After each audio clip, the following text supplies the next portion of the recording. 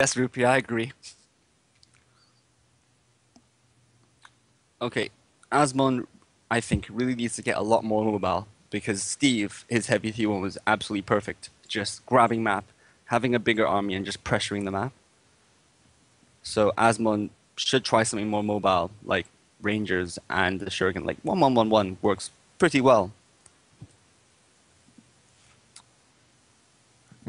On this map, I feel like some of the resource points are almost a little out of the way, although that's a little true on Tooth Gorge as well. You also have those sort of jagged cliff face rocks things in the middle, being line of sight blockers between all the different VPs. Potentially, the Warp Spider Exarch, I would imagine, would be a pretty good hero on this map, and some kind of jumping or teleporting unit in general would be good for map control as well as good for ambushes. Well, obviously this is a great Webway Gate map. Yes, yes. I mean, generally, I prefer as Warlock because his distort field and his swift movement is so great that Webway Gates I use only if I'm coming from behind, especially if I need map control desperately. But you kind of want to save this red to just absolutely devastate your enemies if you've got the advantage. I think anything is a great Webway map, but I mean, I could certainly see this being better. I mean, in the end, webways are kind of like positioning versus detectors, and if you just harass your enemy detectors off the field, your webways are going to be quite active. And right now, like Rangers can just hurt shooter boys so much on this map. So same builds. Steve's still going with that double shooter boys. It works, so he keeps going with it. Just a good starting ranged fire base. A lot of damage once you get the big shooters, even more if you choose to get the shooter knobs, although you usually don't see that in Tier 1 unless you have to deal with some kind of infiltrated unit. And double shooter boy is also going to give you as many as 2 squads that you can use to control the Banshees with aiming what's that, or whatever other unit you choose to suppress with that ability. But good for controlling the Banshees. I like that Asmon, he started leading in with his Howling Banshees, but instead chose to back them off a little bit, lead in with the War Boss since he won't bleed, and his effectiveness won't be dependent as much upon having full health as the Banshees will be. So I think that's a better idea, especially with the Warloss being a little bit tankier, especially if you get like Champion's Robe, stuff like that. It's very good to have him lead in, tank whatever incoming range fire is coming out from your opponent, and then have your Banshees go in if you're going just a direct approaching with the melee units. But right now, Asmon being very aggressive, basically just scaring Stevebud off just by approaching with his melee units. I think this push is premature, personally. I mean, look at Steve. He's got a bit more map control. He's going to get a double cap up, well, 2-to-1 cap up, and he's going to get the decap. So he's even getting a decap on that corner requisition point. I think the thing to note actually is now Asmon's just going to have to retreat. You see, and he's got a very long retreat path. He would have been better to try to get map control, consolidate on the smaller part of the map, try to harass a bit. Once they're gone, get the map, get your ranges out, and just continue with your plan. You know, bled 3 Howling Banshee models, and I think Stevebud did not bleed at all from that engagement. And note that Steve also has all the pressure right now on the map. He's got, like, I mean, despite that push that Asmon tried to do, Stevebud's the one who ended up with the map. See what I mean about like initiative? Like it's just premature. Losing some Slugger models now from those Rangers, and he is going for that 1-1-1-1 build. Sometimes when I say that, I forget to say one of the ones. Doesn't really matter because like one of the Guardians is vanilla, you know, comes with the build, so it doesn't really matter.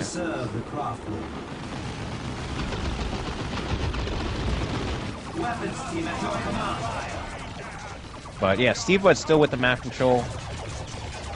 No 4th unit out from him yet, though. But he's also he backed off from the Shuriken, allowing him to stay on the field a little bit, even harassing a lot of these natural resource points for Asmon, having so much control over the map. And this is the weakness of the 1-1-1 build from Eldar. Is like if you look at the composition, every single one of its units is kind of key. Like, you need them for the fights, really. And Warlock's being relegated to a capping role because he hasn't got map control. So, if you have a 1-1-1 build, you have to seek to have all the map control so you can be on the defensive. Otherwise, your build sucks. Now this war boss is getting a flank. I was going to say, one of the good things about what he was doing, he was harassing that resource point. So Asmon has the choice of either like trying to get that war boss off the point, which means he'll sacrifice the pressure of going forward. And if he chooses to just press forward, he's putting himself in a position where the war boss can just flank. And that's exactly what happened. Probably try something like Kinetic Pulse there to get him into a bad retreat path. Like, if you had Kinetic Pulse there on the war boss, and the war boss had to retreat then he would have to retreat through the Banshee path, but now he's got the good retreat path. Yeah, and I think Stevebud actually waited a little bit longer, trying to get around that cliff so that he would have a good retreat path. So we both saw the possibility for putting him in a bad retreat path, as well as him choosing to get better. Slugger Boy's in a lot of trouble right now. Aiming, what's that on the... Oh no, I think the Banshees will take out that Slugger Boy spot. He's dead, he's dead. Oh, so that's a little disappointing. I'm guessing maybe aiming what's that was on cooldown for the Shooter Boys. Banshees should get a better retreat path. Oh no. I mean, at least try to bait out an aiming what are the Stormtroopers doing? They went for the Warlock. They could have... I don't know if they would have taken out the Howling Banshees, but certainly could have taken out at least one or two models. I think they would have probably taken maybe 3 models. He would have been desperately unlucky to lose it all. Yeah, I mean, certainly they do a huge amount of damage, but with that passive leap, when they use their rockets, they don't actually do any damage with that. And they're notoriously bad at killing on retreat, given how extremely powerful they are. We do now have an opportunity to take out the Warlock, though, and I think Stevebud is going to go for it, and I think this will be able to take out the Warlock. Except for the fact that Howling Banshees are right behind him. Oh, no! He misjudged the retreat path a bit, because you need it so that like it doesn't do the melee charge, because the melee charge just fucks up melee. You need to get him bang in the retreat path, and he had swerved off to one side at quite high speed and just saved them. Yeah, the Warlock had already been retreating for a while, so he was going pretty fast.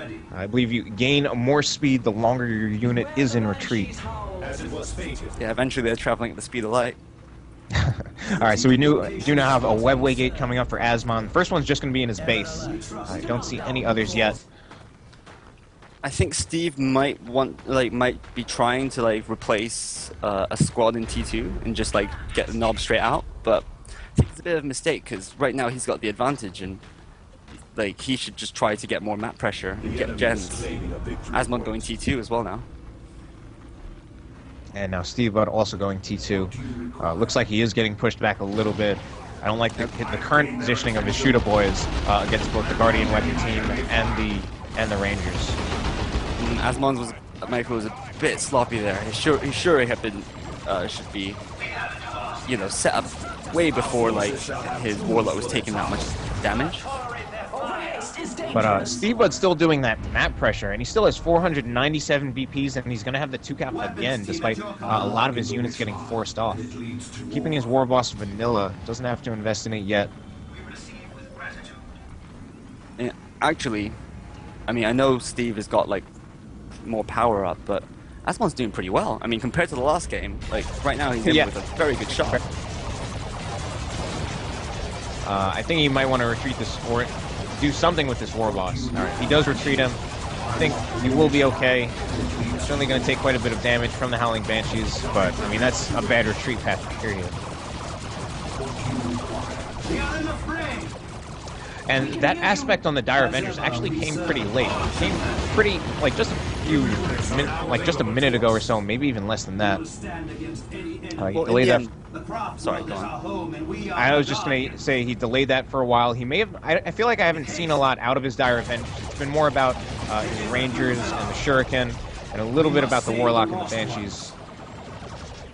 Well, as a, you know, this build is kind of the build that I favor as Eldar, and the main thing is you really want your Shuriken and your Rangers. They're the ones who are doing all the preliminary attrition. And then your Banshees are there to primarily secure the Shuriken, so what cappers do you have? Well, your Warlocks on combat duty, so really it's your Guardians. And Yeah, I think logically, sorry, and to the logically, like, all right, you go first. And just capping units a lot. Yeah, you go first. All right, that's what I had to say. Okay. And if you're behind on map control, if your capping unit is a guardian, you want to get battle equipment quite early for that fleet of foot, because fleet of foot is just gives you so much more map control. You never have to retreat the guardians; you just fleet away. All right, now Warfighter's out for Asmon. A war truck out for Steve. Takes out the shield. Very nice play. Does have the aspect of strength, so they are going to chase down that war truck. But I think, at least without a haywire grenade, should be able to prevent those. Should be able to keep the war truck away from the Howling Banshees enough to at least keep it alive. Very, very gutsy play from Asmon to just charge his cheese in there. Right now, Asmon, now he has the haywire grenade, but that should not kill the war truck. So the war truck should be fine since the war fighters cannot follow up without Howling Banshees. Warlock is in big trouble. If Steve gets this retreat path correct this time, that Warlock is dead. I think he's got it this time. No, he jumped in. Jumped in. Just, only 16 health. Unfortunately, those orc. Oh, he does get it. That's a great bomber, boys. Very creative way to do that. And very much, and Asmon, I'm guessing he didn't even see it because he's just saying, like, WTF. We trust in your guidance. We have 300 points remaining. As ever, we trust in your guidance.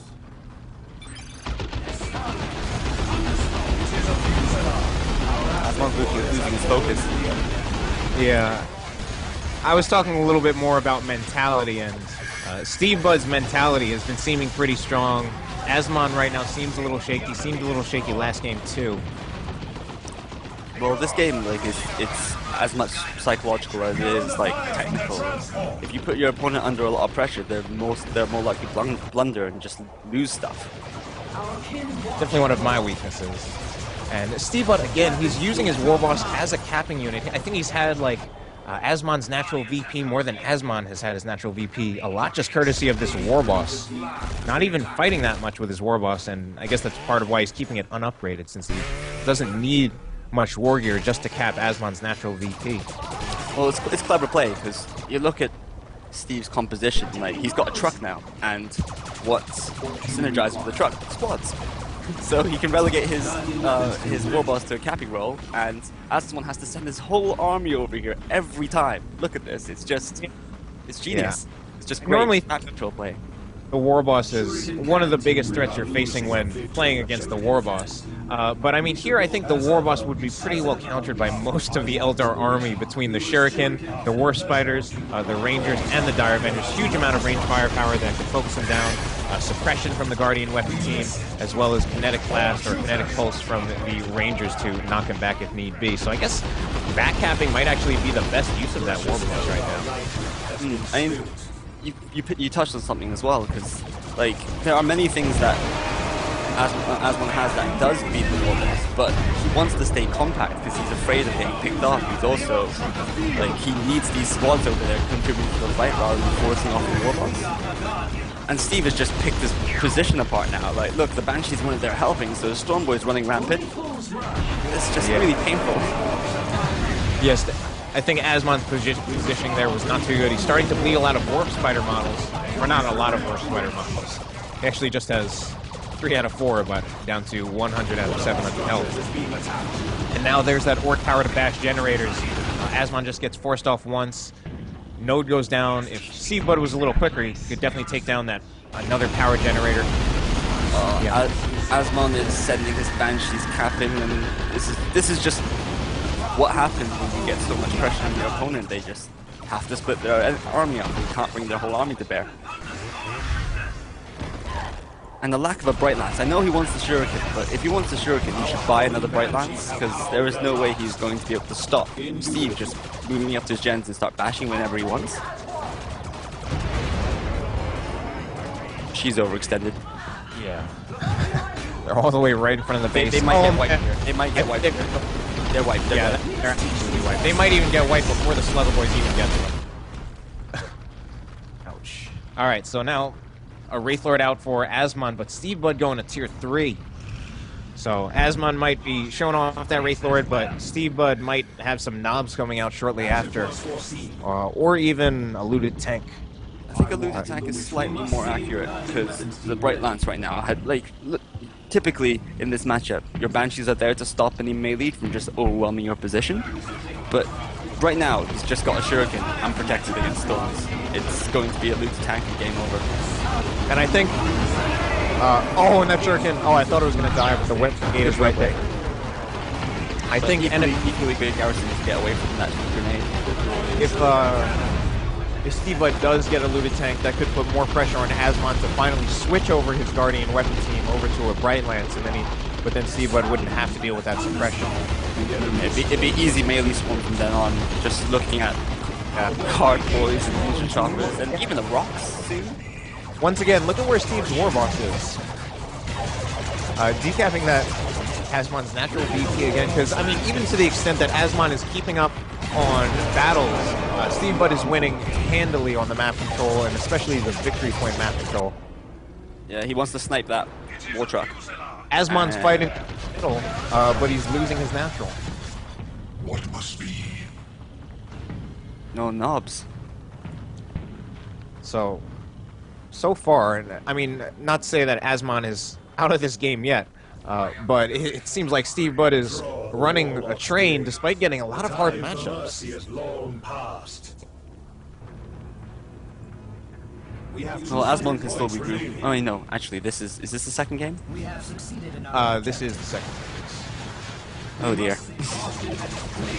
No concessions. Back to the wall. Well, we do now have those knobs out. The knobs, I mean, certainly there is that Guardian weapon team that can suppress them. They can break it with Frenzy. And then the knobs, I think, will do pretty well to counter the Wraith Lord, especially once they start getting more upgrades. Knobs are in the truck, though. Guardian weapon team is a painful decision to have to make, but it's the best.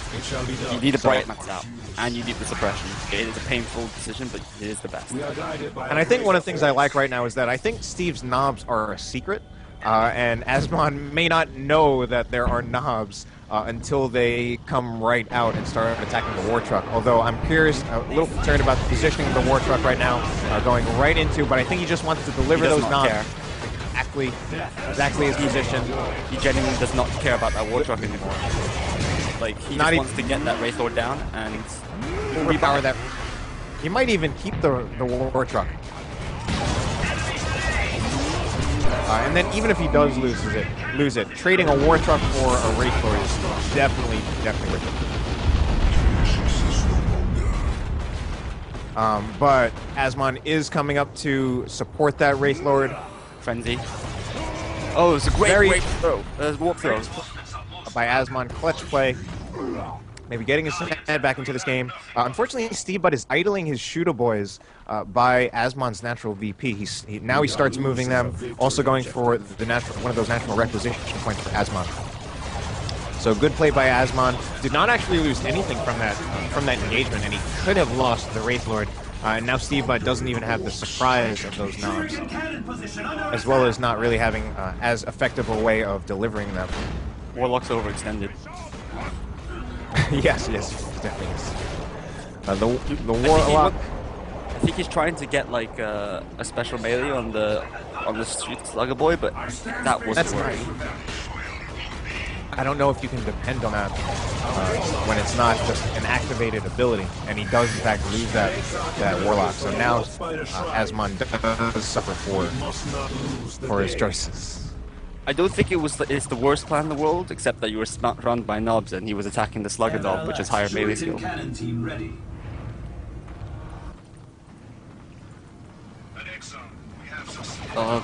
Shuriken Cannon caught out of position. That's not good at all. That's going to be, I think, a dead Shuriken Cannon. Oh, very close. One more hit, maybe. Yeah, I think it's dead. Yep. That leading model did not get knocked back. Despite kinetic pulse, that really hurts.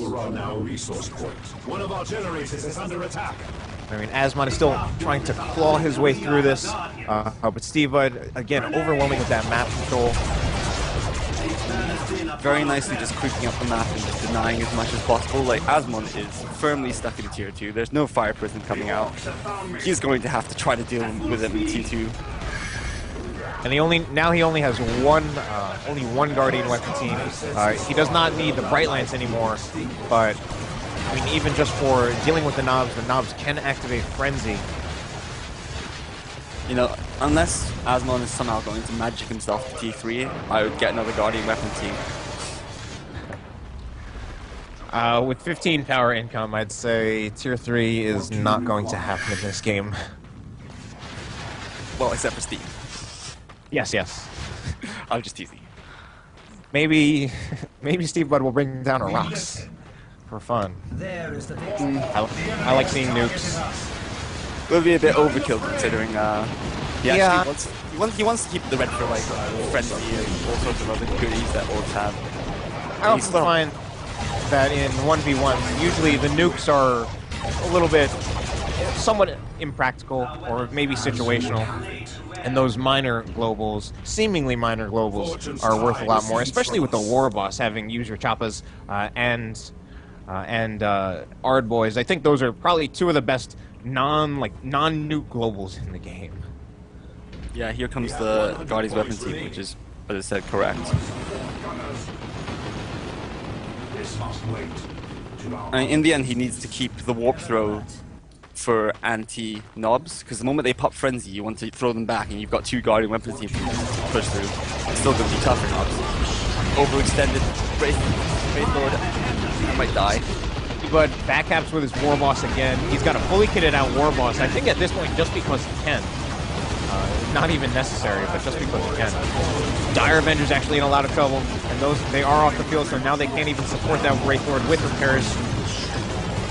And I think the Wraith Lord might go down. Oh man, I actually thought the Wraith Lord, if he had just like shot at it a little more, it could have gone down just from like the Shooter Boy fire, because it was down to 1 health. Now, Stevebud is just being relentless, like brutally exploiting this map control that he's got. Like Asmon, as I said, he needs to use Warp Throw to counter Frenzy knobs, but he's committed to decapping that VP. It's just brilliant play to just attack Asmon when he's completely off balance. So, all right, Asmon's not quite out of it yet. He is going to get, he's actually getting another Wraith Lord, which is a questionable choice. I think that part of the problem with that choice is that he's putting 2 vehicles on the field. He's not even keeping up with the repairs of his current one. And he doesn't really have enough repair support, I think, for 2 Wraith Lords. And I think he might just be getting it because this one's probably going to die now, and it just went down. So he bought a Wraith Lord to replace a Wraith Lord. Warlock's in trouble. Don't know if that's coming. Wraith Lord. Oh, I mean Wraith Warlock. Yeah, dead. So it's a 1-on-1 cap, but Stevebud gonna get this middle VP back, and that probably will be the game at that point. Yeah, Asmon calls it.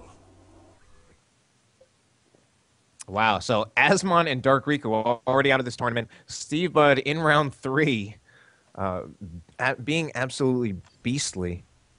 I mean, he completely has been on top form in terms of exploiting his opponent's mistakes in build order and decisions. It's very, very accurate play from Steve.